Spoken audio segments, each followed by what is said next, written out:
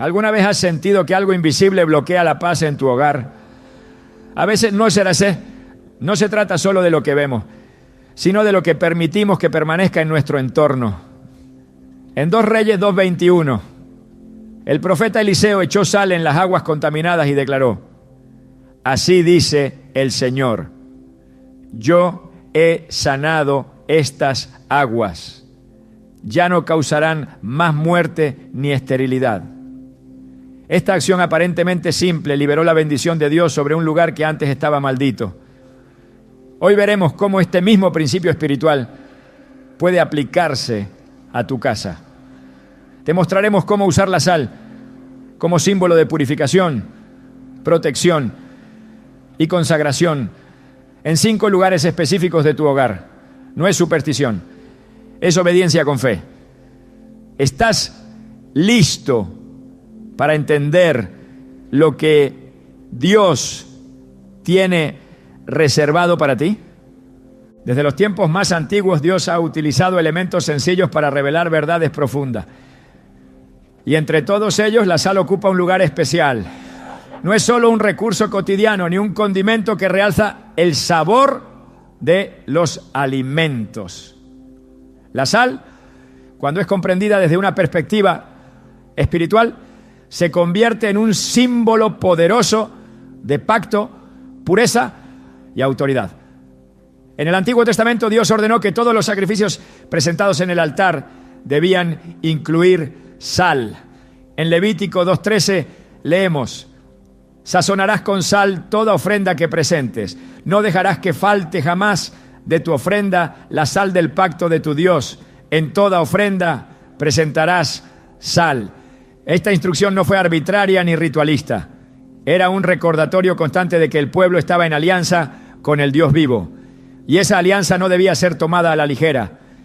El significado de la sal en la Biblia no se limita a una mera costumbre de la ley mosaica. La sal representaba algo incorruptible, algo que conservaba, algo que tenía el poder de preservar lo santo. En un tiempo donde no existían sistemas de refrigeración, la sal era la única forma de evitar que la carne se descompusiera. Era símbolo de permanencia, de durabilidad, de algo que no se echa a perder. Así como el pacto de Dios con su pueblo era eterno, la sal venía a ser el reflejo tangible de esa eternidad. Es por eso que Jesús, al dirigirse a sus discípulos en el Sermón del Monte, les dijo con absoluta claridad en Mateo 5:13: vosotros sois la sal de la tierra, pero si la sal pierde su sabor, ¿con qué será salada? No sirve más para nada, sino para ser echada fuera y pisoteada por los hombres. Este pasaje nos revela una verdad inquebrantable. Cuando una vida está conectada a Dios, lleva consigo el sello de lo incorruptible. Pero cuando esa conexión se pierde, cuando la esencia espiritual se diluye, la vida se vuelve insípida, inservible, expuesta a la destrucción. No es casualidad que Jesús escogiera precisamente la sal para hablar de identidad espiritual. Él no dijo que seríamos como oro o como aceite, sino sal. Porque la sal no solo transforma, sino que penetra, actúa en lo invisible, cambia la composición de lo que toca. Así es la vida de alguien que está en comunión con Dios. No se conforma con adornar lo superficial, sino que modifica lo profundo. Pero ¿qué sucede cuando esa sal no está presente en nuestras vidas? ¿Qué pasa cuando el símbolo del pacto no se manifiesta en nuestro entorno? Muchas personas oran por protección, por bendición, por dirección, pero han olvidado que la fe también se expresa en actos concretos. Dios siempre ha respondido al acto de obediencia. El profeta Eliseo lo entendió así cuando se enfrentó a una ciudad con aguas contaminadas y tierra estéril. En 2 Reyes 2:21 se relata cómo tomó una vasija nueva con sal, la arrojó sobre las aguas y declaró: así dice el Señor, yo he sanado estas aguas, ya no causarán más muerte ni esterilidad. Ese acto, aunque parecía sencillo, cargaba una autoridad divina. No era magia, no era superstición, era obediencia, respaldada por fe y palabra. Es aquí donde comenzamos a entender por qué la sal, cuando es usada con reverencia y entendimiento bíblico, puede convertirse en un acto profético. No se trata de repetir rituales vacíos, sino de entender que hay símbolos que Dios ha santificado. El agua, el pan, el vino, la sangre y sí, también la sal. Cada uno de ellos ha sido usado por Dios para sellar pactos, liberar bendiciones y establecer orden espiritual en medio del caos. Cuando se usa la sal en tu hogar, no estás apelando a una tradición antigua sin sentido. Estás invocando el carácter de Dios que purifica, preserva y transforma.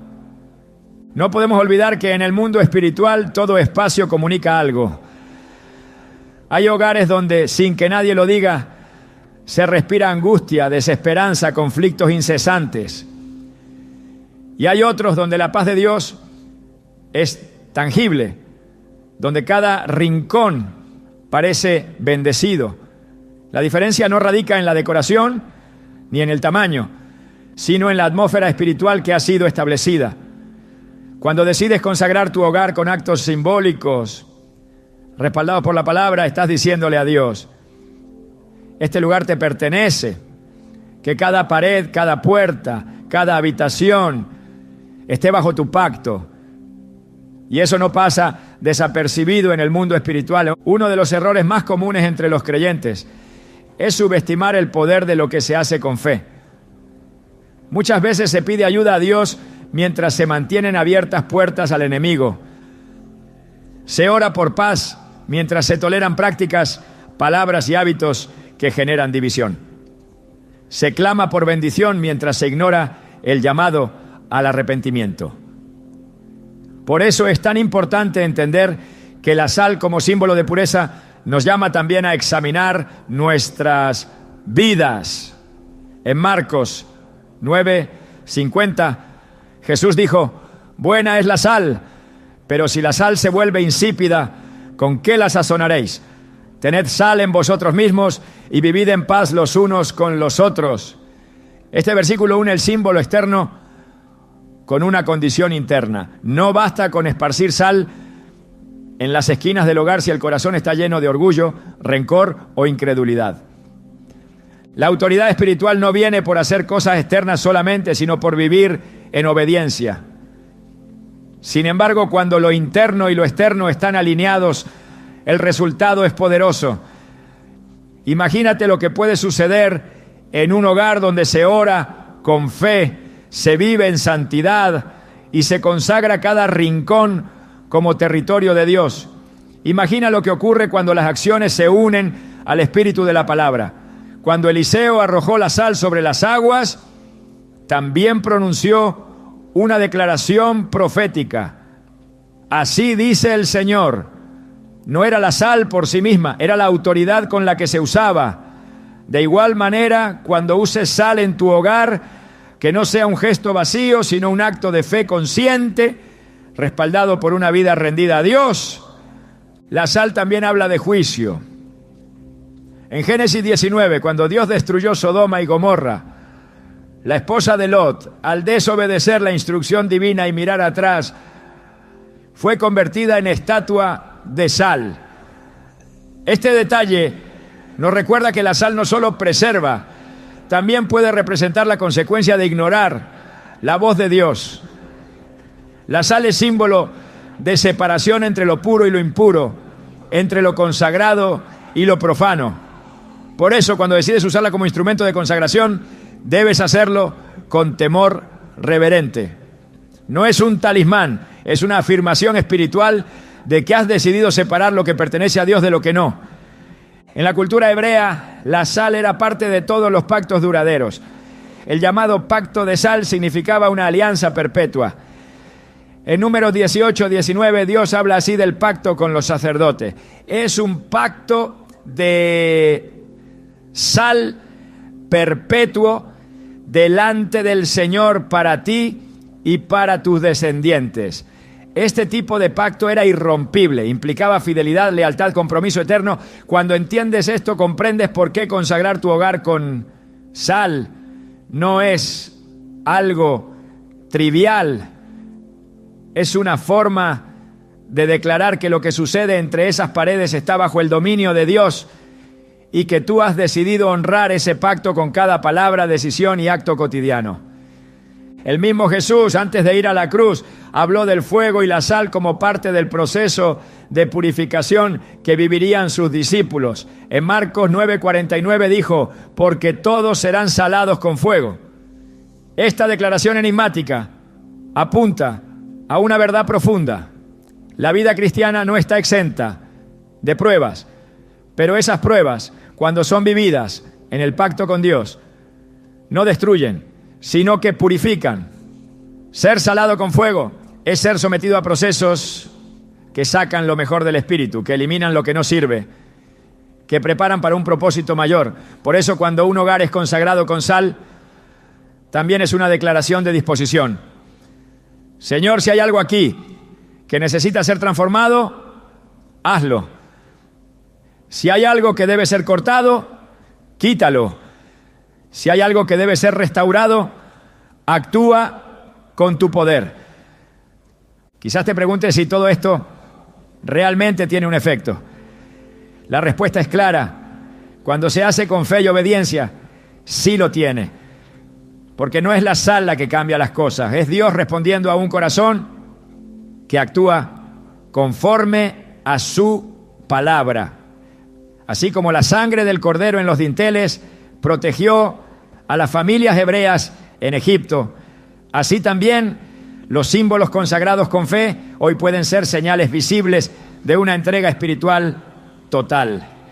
No para manipular a Dios, sino para mostrar que se reconoce su señorío sobre el hogar. A lo largo de los años he escuchado testimonios de personas que, tras orar y consagrar sus casas con sal, vieron transformaciones profundas, conflictos familiares que cesaron, enfermedades espirituales que se disiparon, pesadillas que desaparecieron, inseguridades que fueron reemplazadas por paz. No porque hicieran un ritual, sino porque lo hicieron como expresión sincera de fe. Uno de los testimonios más impactantes que recuerdo es el de una mujer que después de años de angustia emocional y opresión nocturna, decidió orar habitación por habitación, colocando una pizca de sal en cada rincón, mientras declaraba pasajes bíblicos en voz alta. Esa noche fue la primera en años que durmió en paz. Lo que hizo no fue superstición, fue una declaración espiritual.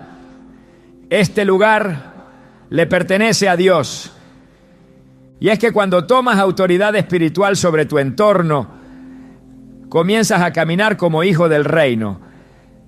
Ya no vives como víctima de las circunstancias, sino como heredero de promesa. La sal entonces ya se convierte en una herramienta de afirmación, una señal de identidad. Es el recordatorio de que tú y tu casa están bajo la cobertura de un pacto eterno, sellado no con sangre de corderos terrenales, sino con la sangre del Cordero eterno, Jesucristo.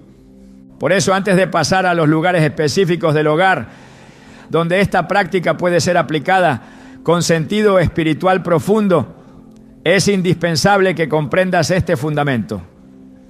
No pongas sal solo porque alguien te lo dijo. No actúes movido por la curiosidad o por el miedo. Hazlo con revelación. Hazlo con fe. Hazlo con la certeza de que estás honrando un símbolo que Dios ha usado por generaciones para establecer su pacto con su pueblo. Porque si hay algo que Dios honra, es la obediencia respaldada por un corazón sincero. Y ahora que has entendido lo que realmente representa la sal, estás listo para usarla como herramienta espiritual con sentido, autoridad y propósito. No como un gesto vacío, sino como un acto profético que abre las puertas del cielo sobre tu hogar. En cada estructura física hay un acceso y en cada estructura espiritual hay un punto de entrada. La puerta principal de una casa no solo permite el tránsito físico de quienes entran y salen, sino que representa simbólicamente la apertura o cierre a realidades invisibles. Es por eso que desde los tiempos antiguos el umbral ha sido un lugar sagrado, un límite entre lo que está dentro del pacto y lo que queda fuera de él. Las Escrituras no tratan este punto como un detalle menor.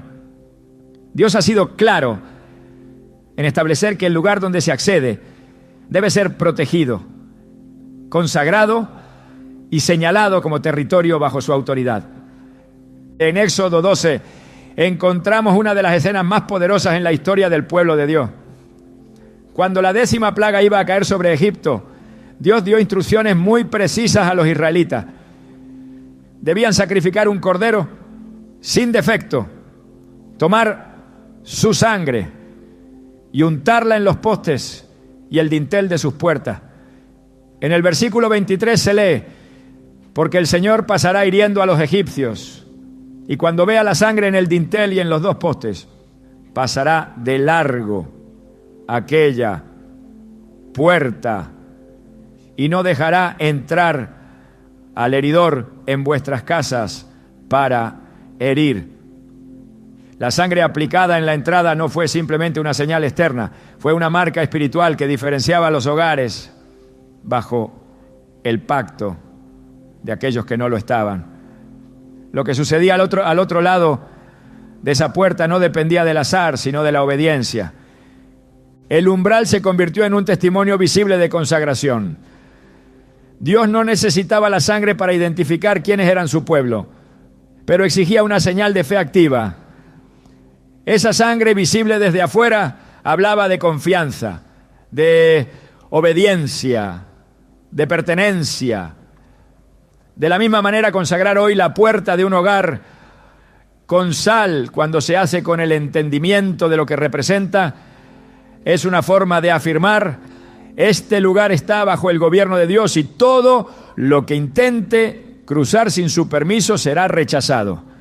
En la vida espiritual no hay espacios neutros, o una puerta está abierta a la bendición o se convierte en entrada del enemigo.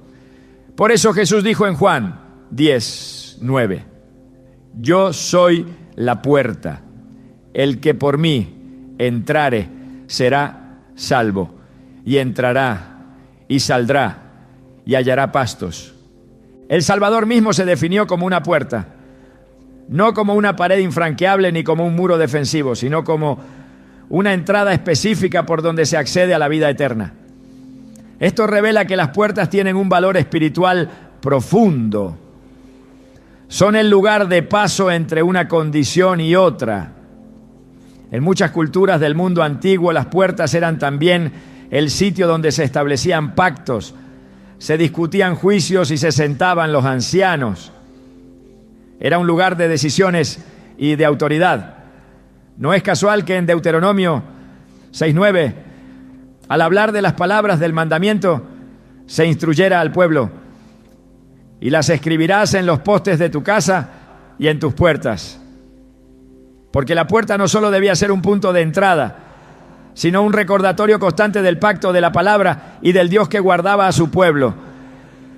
La puerta de tu casa no es solo una estructura de madera o metal, es un umbral que espiritualmente define si hay cobertura o exposición. Por eso, al colocar sal en este lugar, el acto no debe ser mecánico ni supersticioso, sino profundamente consciente.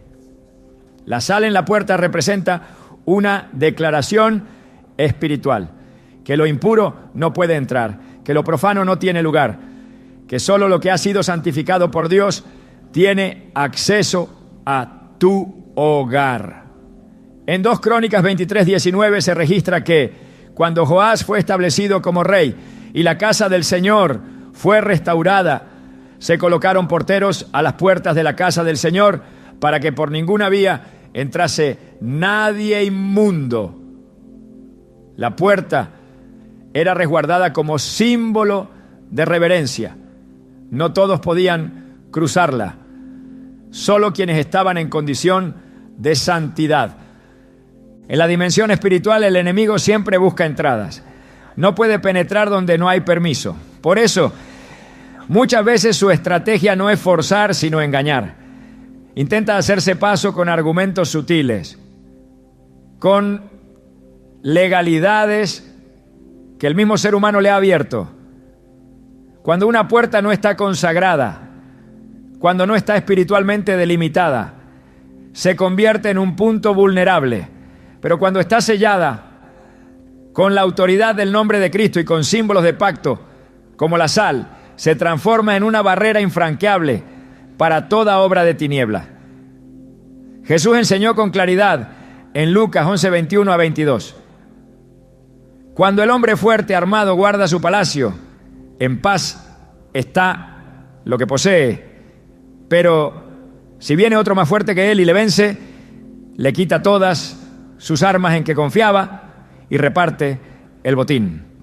Esta ilustración revela que el que vigila debe estar bien armado, y parte de esa armadura es el entendimiento espiritual de qué se protege y cómo se protege.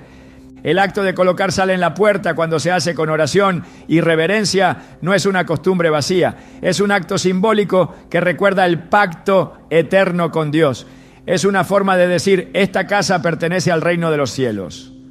Aquí no entra maldición, no entra violencia, no entra confusión, porque el Señor es nuestro guardián. En Salmo 121, 8 se declara: el Señor guardará tu salida y tu entrada desde ahora y para siempre. Esta promesa cubre precisamente el movimiento que sucede en el umbral. Dios no solo guarda cuando estás adentro, también lo hace cuando sales y cuando regresas. Pero para eso, tu puerta debe estar bajo su cuidado. Cada vez que alguien entra a tu casa, lo hace cruzando ese umbral. Y con él trae una atmósfera, una intención, una carga espiritual. No todas las personas que cruzan el umbral traen paz. Algunas, sin saberlo, pueden traer opresión, contienda o desorden. Por eso, es tan necesario establecer desde el principio que la entrada está bajo gobierno divino. En Isaías 26:2 encontramos una instrucción clara: abrid las puertas y entrará la gente justa, guardadora de verdades. El mensaje es simple pero profundo. No todas las puertas deben abrirse a cualquiera. Hay puertas que se abren solo a lo justo, a lo puro, a lo que refleja la verdad de Dios. El enemigo no necesita una grieta grande para infiltrarse. Basta una omisión espiritual, una negligencia en la consagración. Por eso, todo lo que simbolice entrada debe ser resguardado.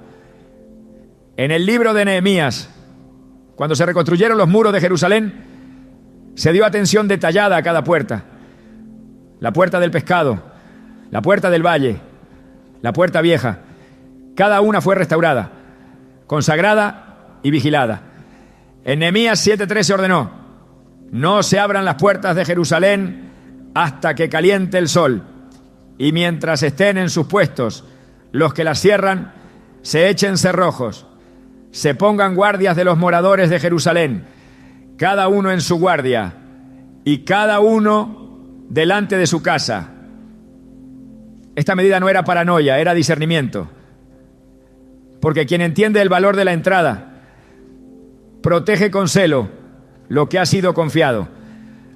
Aplicar sal en la puerta, entonces, es una forma de establecer un cerco espiritual.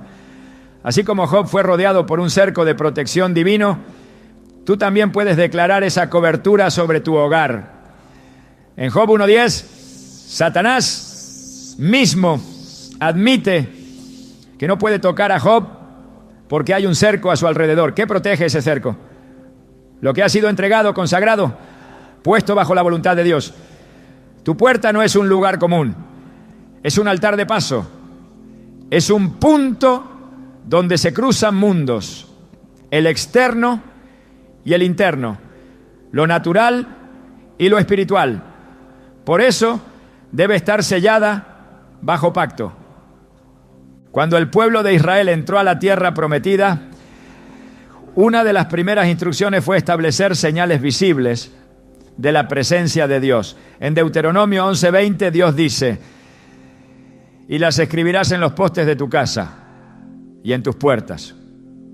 La palabra debía estar grabada en el lugar de entrada, porque quien entra debía saber a quién pertenece esa casa, y quien vive dentro debía recordar constantemente que no estaba solo. La puerta, entonces, es más que una protección física, es un altar de testimonio. Por ella entran personas, pero también entran atmósferas. Por eso debe hablar con claridad. Aquí gobierna el Señor. La sal, al ser aplicada con oración y entendimiento, se convierte en símbolo de separación, de consagración, de pacto eterno. En Levítico 2:13 el mandato es firme: toda ofrenda deberá estar sazonada con sal. Así como cada ofrenda llevaba sal, también cada entrada a un hogar consagrado puede portar esa misma señal. No para cumplir un ritual, sino para recordar constantemente que lo que ha sido apartado para Dios debe mantenerse puro, vigilado, resguardado con celo santo. Y cuando esa sal se coloca en el umbral, no es un acto decorativo, es una afirmación espiritual. Declara que todo lo que cruce esa puerta será filtrado por el Espíritu de Dios, que la paz será el árbitro de cada visita, que la presencia del Señor será quien determine qué entra y qué no. Porque si Cristo es la puerta, entonces todo lo que traspase tu puerta debe estar alineado con Él. Así se establece orden, se activa la protección, se reafirma el pacto. Quien tiene entendimiento espiritual no deja sus puertas sin consagrar. No se trata de miedo ni superstición, se trata de autoridad, de reconocer que el hogar es un territorio sagrado y que cada acceso debe estar bajo la cobertura de Dios. Así como los levitas vigilaban las entradas del templo, así también el creyente debe vigilar la entrada de su casa. Y una forma simbólica y poderosa de hacerlo es colocando sal con fe, con oración, con palabra, como señal visible del reino al que pertenece ese hogar. En toda estructura física hay un diseño que delimita el comienzo y el fin de cada espacio. Las esquinas, aunque muchas veces pasadas por alto, son puntos de intersección que marcan la unión de paredes, direcciones y fuerzas. Espiritualmente, no son simplemente rincones vacíos, sino lugares simbólicos donde el orden o el desorden pueden encontrar refugio.